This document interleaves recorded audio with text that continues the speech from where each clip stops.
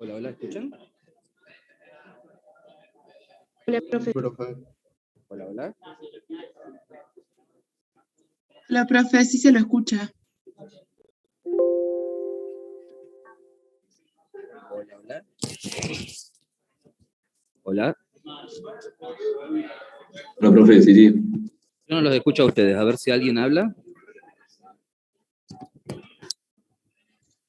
Profe.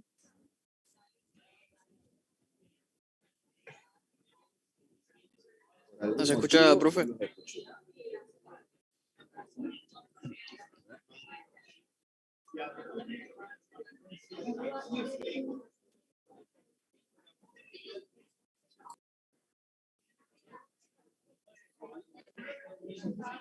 A ver, vuelvan a hablar, ¿me escuchan? Hola, hola, ¿se escucha? Ahora sí, ahora los escucho.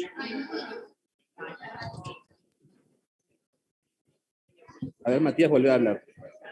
Hola, profe, ¿se escucha bien? ¿Sí? ¿Se escucha?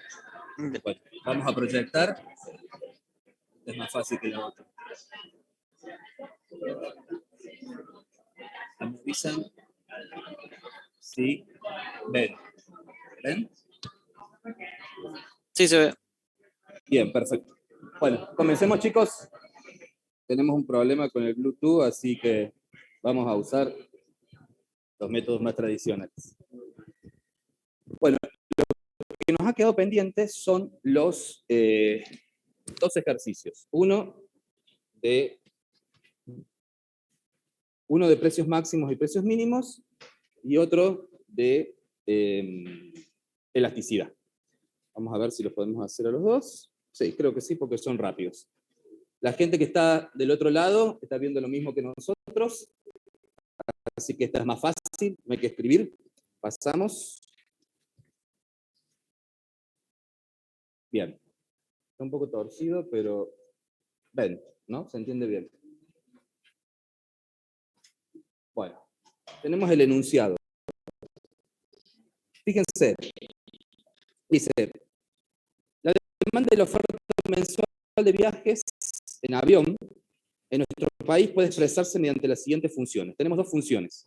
A la izquierda tenemos la función de demanda, QD, y a la derecha tenemos la función de oferta, QO, ¿no? Dice, obtener gráfica y analíticamente el equilibrio de mercado, y después, ¿qué ocurriría si el gobierno, para evitar el abuso de las compañías aéreas, establece un precio máximo de 1.300 pesos por pasaje? ¿Y qué ocurriría si para proteger a las compañías se establece un precio mínimo de 1.800? Acá, dos cuestiones. La primera, los precios máximos. ¿A quién? Grabar. Sí, ahí vamos a grabar. Espérate un segundo.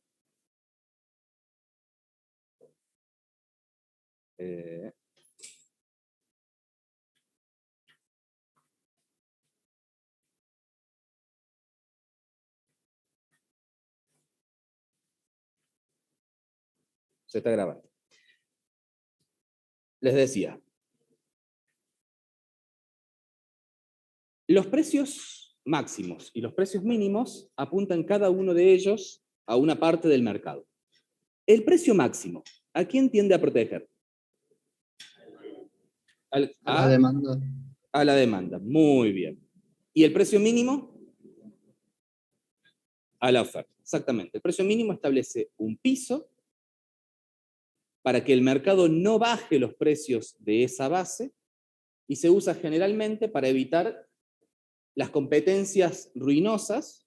Puse el ejemplo de las aerolíneas, porque es un ámbito en donde a nivel mundial se ha visto mucho, últimamente menos, pero por ejemplo la compañía Pan Am, que fue la más grande del mundo, a finales de los 80, principios de los 90, quebró principalmente porque empieza una guerra de tarifas, que muchas veces es impulsada por compañías que tienen mucha espalda financiera, y eso empieza a destruir el mercado, ¿no? Porque se empieza a trabajar por debajo de los costos.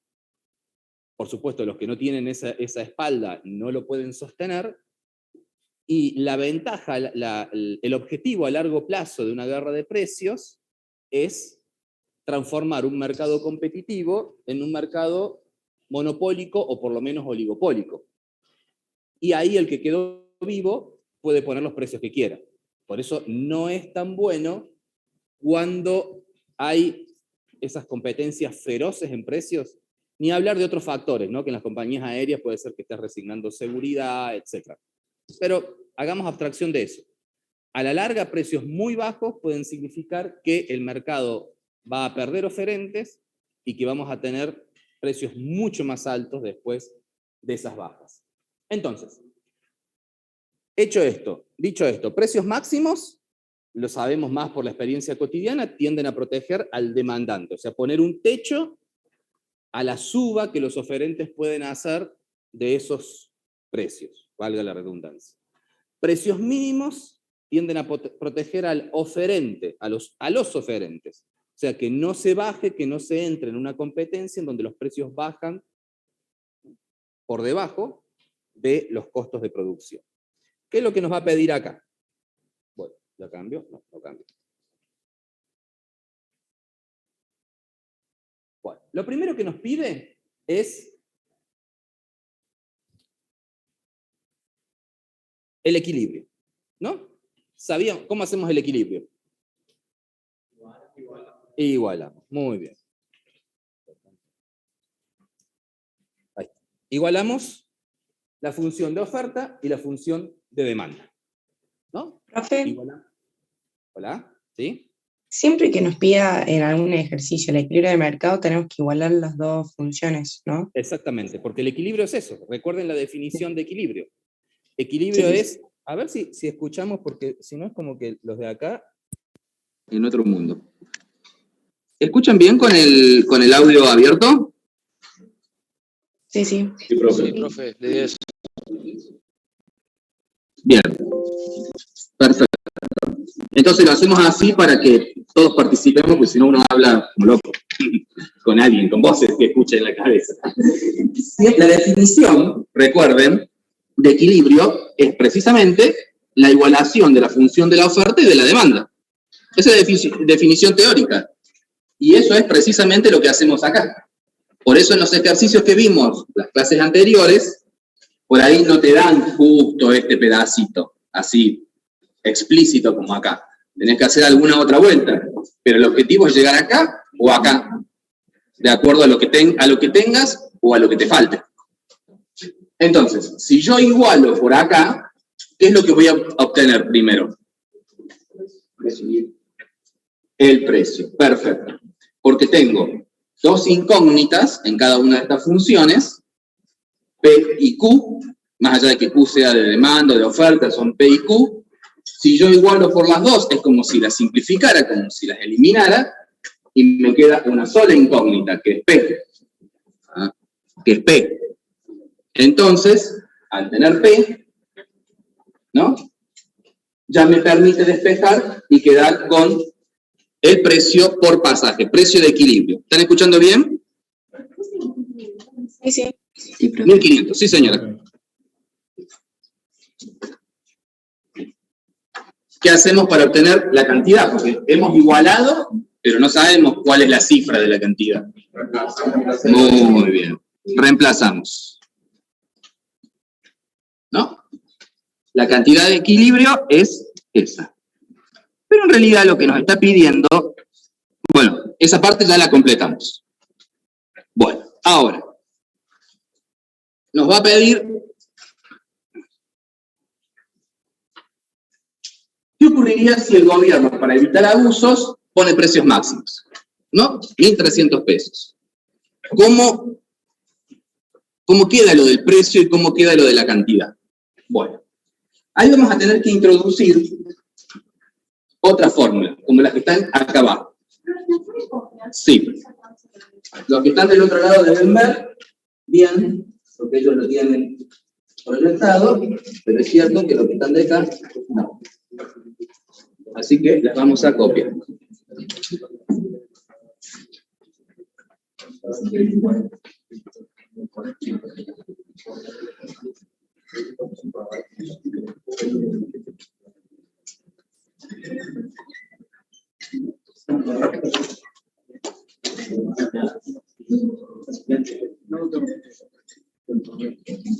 Esta es la fórmula de exceso en la demanda. Fíjense que tiene dos términos. Primero es la cantidad demandada, en el caso de un precio máximo, menos la cantidad ofertada. Como regla, para saber quién va primero y quién va después,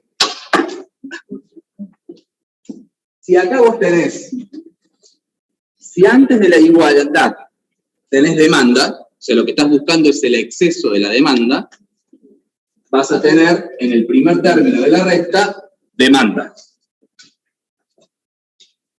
Cuando veamos el exceso de la oferta, ¿qué vamos a tener en el primer término? Oferta, exactamente.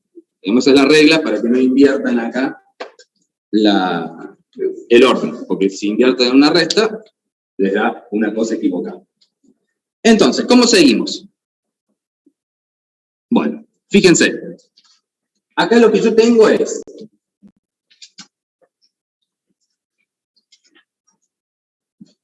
tomo la fórmula de la cantidad demandada, la función de la cantidad demandada, que es lo que acabo de proyectar. Y lo que hago es reemplazo la P de precio por el valor que me está dando de precio máximo. Porque ¿qué es lo que teníamos antes? Antes nosotros teníamos una incógnita, ¿no? No sabíamos ni cuál era el precio, el módulo de la cifra, ni sabíamos cuál era la cantidad. Igualamos y lo sacamos. Acá me da el precio. Y lo que me dice es qué pasa con la cantidad. Entonces, yo tomo mi función y una de las incógnitas la tengo resuelta. Si tengo resuelta una de las incógnitas, solamente me queda aquella por la cual se me está preguntando. A ver, profe, disculpe. Hay gente en la sala de espera. Hay gente en la espera. Ahí vamos a... Ahí acaban de entrar.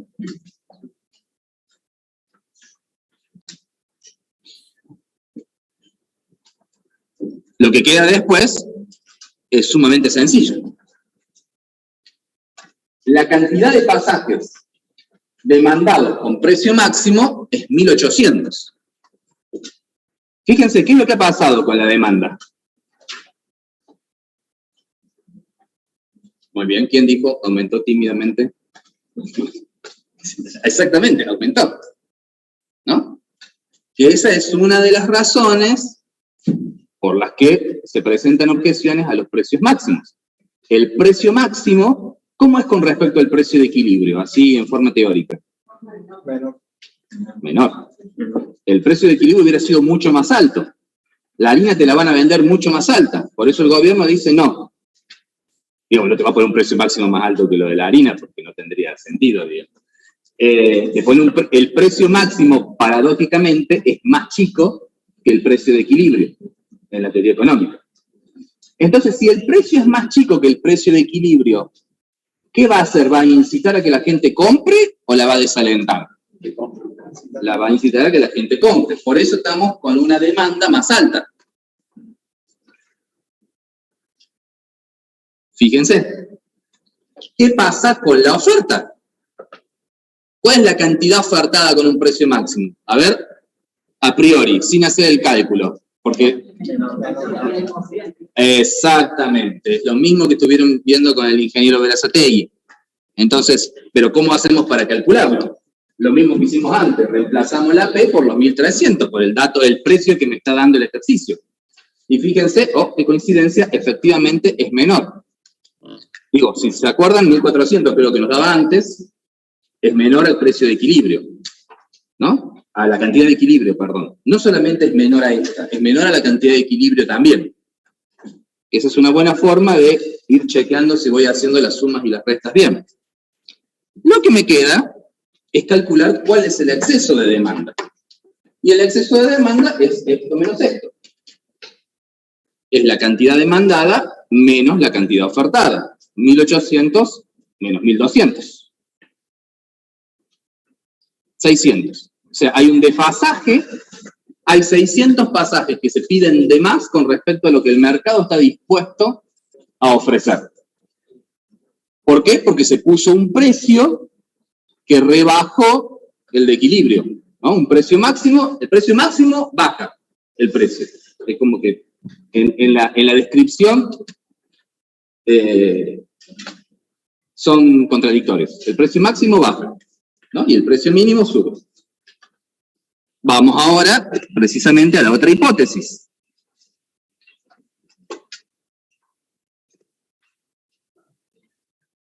¿Qué pasa con el precio mínimo? En el precio mínimo tenemos la otra fórmula.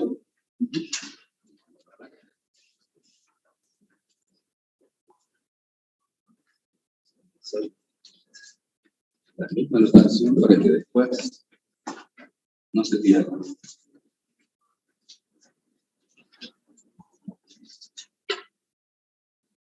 Parece trivial, pero lo de las notaciones,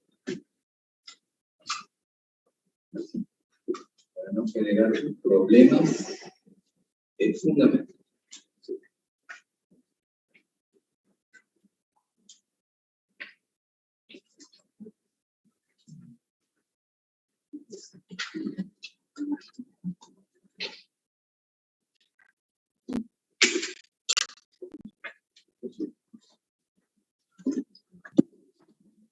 Que era lo que les mencionaba. La oferta, si pusimos oferta como primer término de la igualdad, del otro lado de la misma va también la cantidad ofertada. ¿Qué hacemos? El mismo procedimiento. Vamos a reemplazar en las funciones que tenemos el precio, esta vez 1800, porque el precio mínimo, ya no el máximo, el mínimo que me están dando es 1800. ¿Qué hacemos? ¿No? Fíjense, la cantidad de pasajes cae, por supuesto, porque el precio mínimo es un precio que se ha colocado por encima del precio de equilibrio, ¿no? O sea, el gobierno ha encarecido los pasajes con otros propósitos de política. Por ejemplo, sostener a las empresas aerocomerciales para que ese mercado no se oligopolice, por ejemplo. ¿Para que no te quedes sin avión? Un país con pocas aerolíneas pueden quedar todas afuera del mercado y te quedas sin avión. A veces pasa. Entonces, si los precios están más caros, la demanda va a ser menor. Viceversa. La oferta va a estar más alta, ¿no? Porque si el precio está más elevado de lo que debería, e incluso hay muchos actores, muchas empresas que pueden ser hasta ineficientes, y con ese precio les da. Es lo que pasa con el precio del petróleo, típico caso. Se sostiene muchas veces artificialmente un valor alto. Ejemplo, no sé si conocen a la OPEP, que es la Organización de Países Exportadores de Petróleo, que es Medio Oriente, Venezuela y algunos de África, como Nigeria, grandes productores de petróleo, se ponen de acuerdo cuánto va a ser el precio, ¿no?, del petróleo. Generalmente, por supuesto, no pueden poner cualquier precio, pero ¿por qué no pueden poner cualquier? Monopolio y oligopolio. Uno tiene precio y cantidad. Un monopolista, que es el caso de mayor fuerza en el mercado, ¿puede manejar las dos cosas simultáneamente?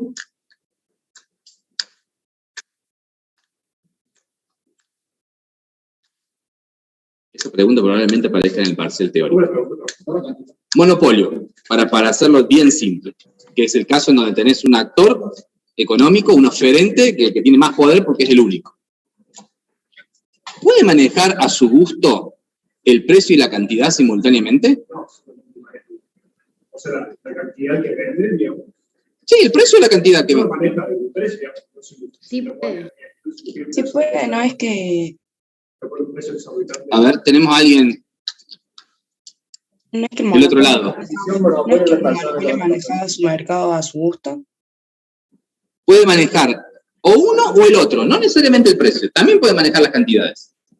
Muchas veces, está correcto el razonamiento que vos hacías con respecto al precio, no puede colocar EPEC, ¿no? Que aparte es un bien de una necesidad crucial.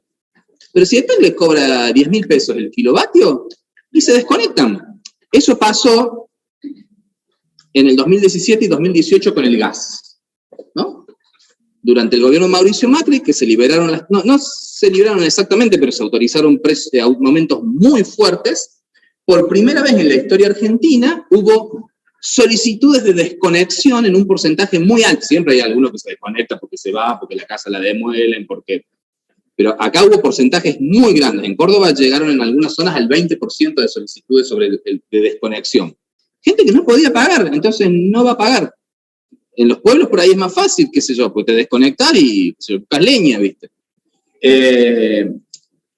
Entonces, no podés, llega un momento que la gente no te puede pagar, se muere pero no te puede pagar. Y listo, digamos, entonces ya no podés hacer lo que vos querés. Viceversa, suponete que vos te sobre stock como monopolista, podrías hasta regalarlo. Pasa a veces con algunas industrias alimenticias, en donde tenés sobreproducción, y lo que haces, bueno, no es un caso de monopolio, pero podría ser un monopolista, podría ser que EPEC en algún momento dice, qué sé yo, ¿viste? Tengo saturadas las líneas, entonces te bajo el precio para que la gente consuma todo lo que tiene que consumir, o lo que quiera consumir.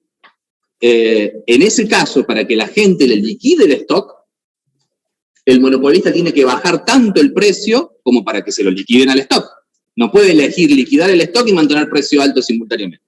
O sea, recuerden, un monopolista, y lo mismo lo transferimos al oligopolio, cuando este está integrado por varios actores con posición dominante en un mercado, no pueden manejar las dos variables simultáneamente. No las pueden manejar a sus anchas. Por supuesto que vos podés, por el fenómeno de la elasticidad, podés ir apretando las clavijas, eso es lo que se hace muchas veces, por ejemplo, con los medicamentos, pero el sector de los medicamentos, que está muy oligopolizado, pero el laboratorio no puede poner cualquier precio, porque en algún momento la gente, aunque se muera, te va a dejar de comprar porque no tiene la plata para comprarlo, ¿no? Y a su vez, si quiere liquidar stock, va a tener que bajar los precios. Última instancia, las donaciones de medicamentos, muchas veces que cumplen ese rol. Por eso van a ver, ahora con la pandemia, no sé si siguieron las noticias, pero empezó a haber mucha queja de los países africanos, que las donaciones que les llegaban de los países desarrollados de Occidente, Europa y de Estados Unidos, eran mayormente vacunas a punto de vencer. Ese es un típico caso de liquidación de stock, anulando el precio, te lo regalo, ¿no? Digo, para poder liquidar el stock, tiene que regalárselo, porque si no el otro no te lo puede comprar. Entonces, las dos cosas simultáneamente, no, pero puede ser el precio o la cantidad. Volvamos a los precios. ¿Cuál es el diferencial? Bueno, ¿qué exceso de oferta hay? Porque acá hay mucha gente que quiere ofertar, porque para los oferentes es atractivo, los precios son altos, pero hay pocos que quieren comprar porque los precios son altos. Entonces, cuando yo tengo que pagar, la cosa cambia. Fíjense, yo acá les hago una aclaración, porque me parece que la pregunta surgió en el otro curso. Acá se habla de precios y de cantidades, y si sube el precio, sube la oferta, porque se está asumiendo implícitamente que a mayor precio hay mayor ganancia. Esta es una limitación del modelo como nosotros lo estamos viendo actualmente. Mayor precio no necesariamente significa en la vida real mayor ganancia. Se asumen. Dijimos al principio de que este modelo técnicamente es un modelo neoclásico walrasiano marshallista. Leon Walras fue un economista alemán que vivió en la segunda mitad del siglo XIX, y Alfred Marshall, un economista británico que vivió entre finales del XIX y principios del XX, son los que sentaron las bases de la economía neoclásica. Y lo que se estudia en la mayor parte de los países del planeta, sobre todo en los cursos introductorios, es la economía neoclásica, es la que aparece en los libros de Nordhaus y de los manuales clásicos, lo que ustedes pueden comprar. Ese modelo tiene muchas simplificaciones. Como hablábamos al principio, con el movimiento rectilíneo uniforme. Hay muchas cosas que nadie diseña un auto o un avión con el movimiento rectilíneo uniforme porque no te dan los números. Pero sí es bueno para introducirse en la física. Esto es exactamente igual. Una de esas simplificaciones es asumir inmediatamente que mayor precio es igual a mayor ganancia. En realidad lo que atrae al oferente es la mayor ganancia. no necesariamente un mayor precio si los costos se te van a ir a las nubes. ¿Por qué se te podrían ir a la nube los costos al aumentar tu producción? ¿Por qué? Saltó acá durante la clase.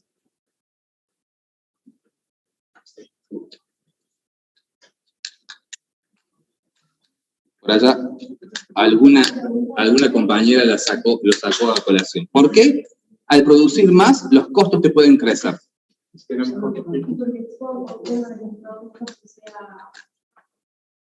Si tenés costos fijos altos, cuando producís más, los repartís entre más productos. Debería bajarte. Hay algo. No viene por los bienes complementarios exactamente, pero lo dijeron acá. Es más, ¿y por qué hay más costos variables? Bueno, pero los costos te podrían estar, vos podrías tener costos decrecientes, aunque estés necesitando más. Digamos, cada unidad nueva te puede salir menos. 3 leyes. Digo, porque esto también es el teórico, ¿no? Y va de cajón. ¿Cuáles son esas 3 leyes? No es mío, lo estoy ayudando con lo del Verazategui. Ley de los rendimientos decrecientes. Eso es lo que te llevaría a aumentar la producción y que te incrementen los costos más rápidamente. Está la ley de los rendimientos constantes, ¿no? O sea, estás ahí, sube la producción, suben los costos al mismo tiempo, entonces mantenés siempre la misma relación entre costo-beneficio. Y la ley de los rendimientos crecientes de escala, en donde ahí sí, aumentar la producción te baja el costo unitario, te baja el costo marginal, entonces vos vas ganando cada vez un poquitito más con cada nueva cosa. Las 3 leyes a veces actúan sobre un mismo proceso en diferentes momentos, ¿no? ¿Recuerdan las curvas? Esto para que lo tengan presente. Esas 3 leyes van de cajón, así que ténganlas presentes. Bien. Y acá, ¿qué nos pidió al final? Bueno, que grafiquemos. ¿Qué vamos a graficar? Bueno, el punto de equilibrio era 1500 de precio y 1400, 1500 de precio, que está acá el precio, y 1400 de... Profe. ¿Sí? Una consulta, ¿qué significaba cuando el exceso es más grande o más chico? ¿El exceso de qué? ¿De oferta o de demanda? Por ejemplo, el de oferta. Si tenés un exceso de oferta, significa que el precio está por encima del precio de equilibrio. Ahora lo vemos. Mira, en el gráfico se te va a resultar más... Mira, te lo despliego todo. Lo despliego todo de una para que lo veamos con más claridad. Ahora lo tenemos. Fíjense. El punto este es el punto de equilibrio. Es lo que sacamos al principio de todo cuando igualamos las 2 funciones. ¿No? ¿Correcto? El exceso de demanda, ¿cuándo hay exceso de demanda? Cuando el precio está bajo. Entonces, el exceso de demanda es por precio máximo. Muy bien.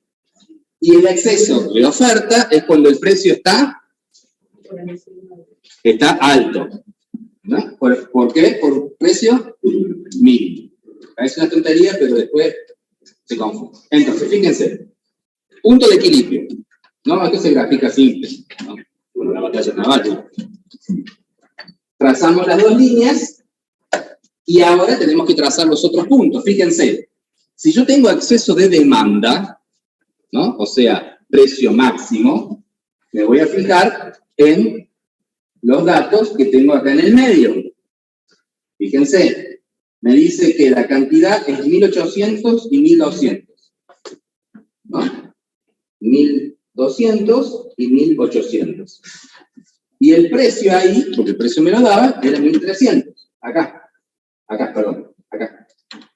Entonces, en los puntos en los que se intersecta con las curvas, ese es mi diferencial. Esos son los 600 pasajes demandados de más.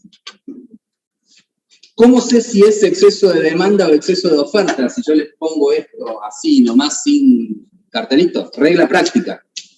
El que me determina el nombre de mi exceso es la curva que está a mi derecha. Eso no es teoría elevada económica, sino práctica así brutal. Entonces no se equivocan. Porque si no ponen acá el exceso de demanda, acá el de oferta, y no es que no entiendan, pero dicen, bueno, pero ¿cuál era? Y por ahí si no tenés ya mucha gimnasia, decís, bueno, entonces la regla. Si mi intervalo es este, la curva que está tocando a la derecha es la de demanda, exceso de demanda. Si mi intervalo es este, la curva que está tocando a la derecha es la de oferta, exceso de oferta. ¿Se entendió? ¿Se entendió del otro lado? Sí, profe. Perfecto. Entonces, fíjense el otro, precio mínimo, 1800, el precio va por acá. Trazo, corta acá, y después la cantidad es 800 y 1700.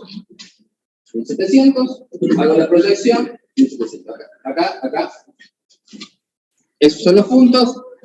En los puntos armo el corchete. Y es lo que estábamos hablando. Hay exceso de oferta acá, porque mi precio está por arriba del precio de equilibrio. Es atractivo para los que tienen que vender. El precio está alto. Hay exceso de demanda acá, porque el precio está debajo del precio de equilibrio de ese mercado. No es atractivo para los que venden. Pero sí es atractivo para los compradores. Tengo una oferta ahí. Es un Black Friday. ¿Entendió? Bien. ¿Se entendió del otro lado? Vamos a... ¿Qué hora tenemos? ¿Tienen clase ustedes ahora? ¿No tienen clase? ¿Seguimos o paramos?